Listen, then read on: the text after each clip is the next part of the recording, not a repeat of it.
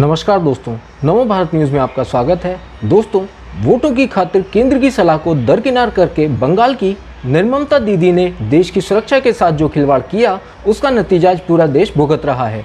केवल वोटों की खातिर ममता ने अवैध बांग्लादेशियों पर कोई कार्रवाई नहीं की, उल्टा एनआरसी का विरोध करती रहीं। यहाँ तक कि बंगाल में इनके फर्जी वोटर कार्ड बनाए जाने का काम आज भी बदस्तूर जारी है।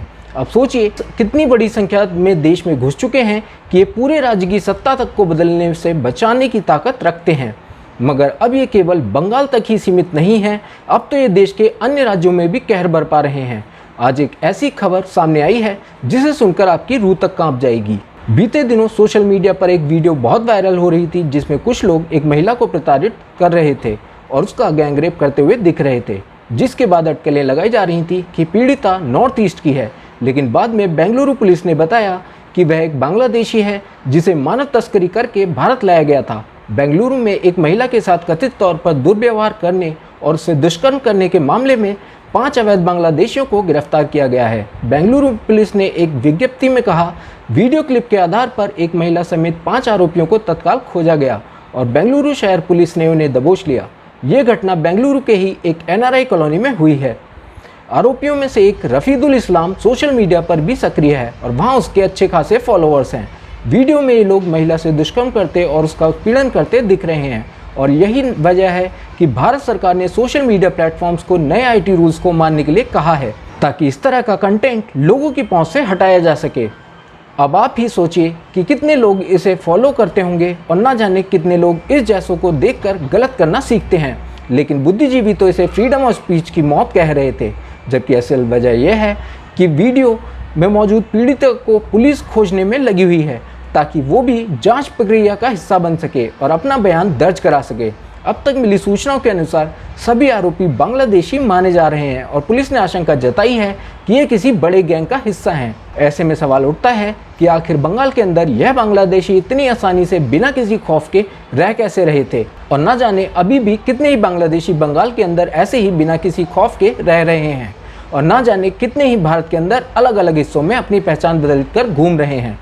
मगर सवाल ये खड़ा होता है कि इन अवैध बांग्लादेशियों को देश में आने कौन दे रहा है और ये इतने आराम से देश में कैसे रह रहे हैं। यह बात किसी से भी छुपी नहीं है कि भारत के अंदर किस प्रकार से म्यांमार के रोहिंग्या और अवैध बांग्लादेशी पश्चिम बंगाल के सीमावर्ती राज्य होने की वजह से उनका फ़ायदा उठाते हैं और पहले वो पश्चिम बंगाल में शामिल होते हैं, उसके बाद वहाँ पर अपनी फर्जी वोटर ID, जन्म प्रमाण पत्र आदि सारे डॉक्यूमेंट्स बनवा कर कुछ ही टाइम में पश्चिम बंगाल में बस जाते हैं और कुछ लोग तो पश्चिम बंगाल से लेकर पूरे देश में फैल जाते हैं। और इसी वजह से अब देश के अंदर NRC और यूनिफॉर्म सिविल कोड को लागू करना बेहद ज़रूरी हो गया है, ताकि इन जैसे अवैध लोगों को देश से बाहर निकाला जा सके।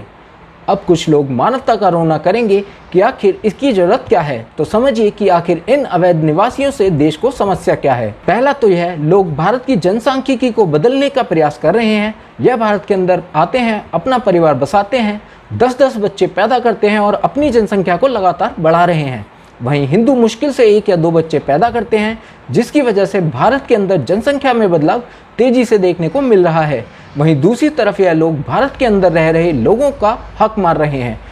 अब अगर किसी भी अवैध बांग्लादेशी या फिर रोहिंग्या को मान लीजिए भारत में नौकरी मिलती है, तो उसका परिणाम किसी न किसी भारतीय को भुगतना पड़ेगा। इन अवैध नागरिकों की वजह से भारत के लोगों को भारत में ही नौकरियां और अपॉर्चुनिटी नहीं मिल पा रही। तीसरा, यह लोग भारत के अंदर रहकर भारत का ही खा कर रहे हैं और भारत में ही पैसा कमा रहे हैं और यही पैसा भारत के अंदर आतंकवाद को बढ़ाने के लिए यूज़ कर रहे हैं। कुछ साल पहले UP ATS ने मुजफ्फरनगर से एक संदिग्ध आतंकी अब्दुल्ला को गिरफ्तार किया था। ATS के एडिशनल SP ब्रिजेश श्रीवास्तव की अगुवाई में ये कार्रवाई की गई थी। IG ATS असीम अरुण ने बताया था कि अब्दुल्ला फर्जी डोमिसाइल सर्टिफिकेट, जिसे निवास प्रमाण पत्र भी कहते हैं, उसके साथ फर्जी पासपोर्ट बनवाकर भारत में रह रहा था। वो आतंकियों को पनाह देता था और उनकी ID तैयार करने का काम कर रहा था। IG ATS के मुताबिक अब्दुल्ला बांग्लादेश के बैन आतंकी ग्रुप अंसारुल्लाह बांग्ला टीम से जुड़ा है। वहीं 2 साल पहले सऊदी अरब से कोलकाता जा रहे एक बांग्लादेशी नागरिक को फर्जी पासपोर्ट के साथ लखनऊ के अमौसी एयरपोर्ट पर गिरफ्तार किया गया था।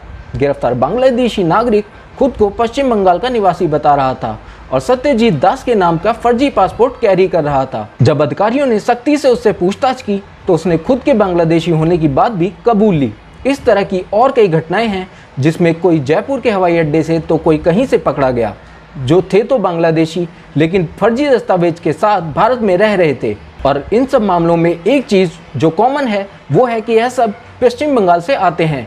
उसके बाद यह पूरे देश में अपना जाल बिछाते हैं और इनके इस घुसपैठ की हिम्मत बंगाल की रूलिंग पार्टी टीएमसी की वजह से हो रही है।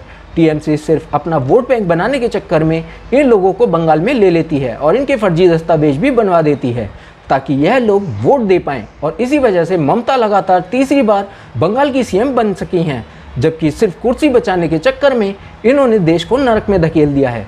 यह लोग देश को ही खोखला कर रहे हैं और यही वजह है कि बीजेपी देश के अंदर एनआरसी लागू करना चाहती है ताकि इन अवैध निवासियों को देश से निकाला जा सके जो देश का माहौल खराब कर रहे हैं।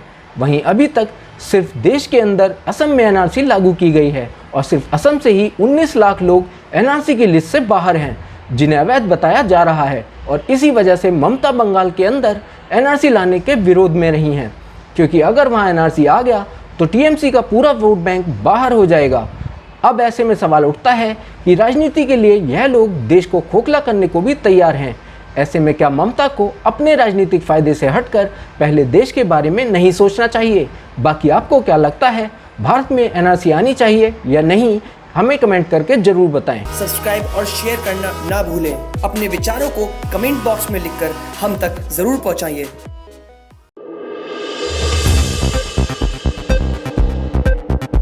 नमो भारत न्यूज़ की लेटेस्ट अपडेट पाने के लिए प्रेस करें सब्सक्राइब और उसके बाद बेल आइकन को दबाना ना भूलें। सब्सक्राइब और शेयर करना ना भूलें। अपने विचारों को कमेंट बॉक्स में लिखकर हम तक जरूर पहुंचाइए।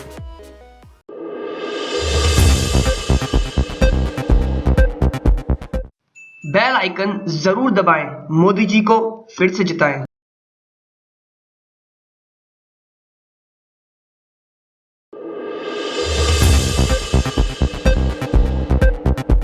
नमो भारत न्यूज़ की लेटेस्ट अपडेट पाने के लिए प्रेस करें सब्सक्राइब और उसके बाद बेल आइकन को दबाना ना भूलें।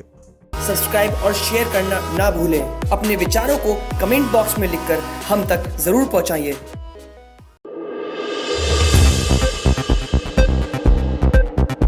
नमो भारत न्यूज़ की लेटेस्ट अपडेट पाने के लिए प्रेस करें सब्सक्राइब और उसके बाद बेल आइकन को दबाना ना भूलें।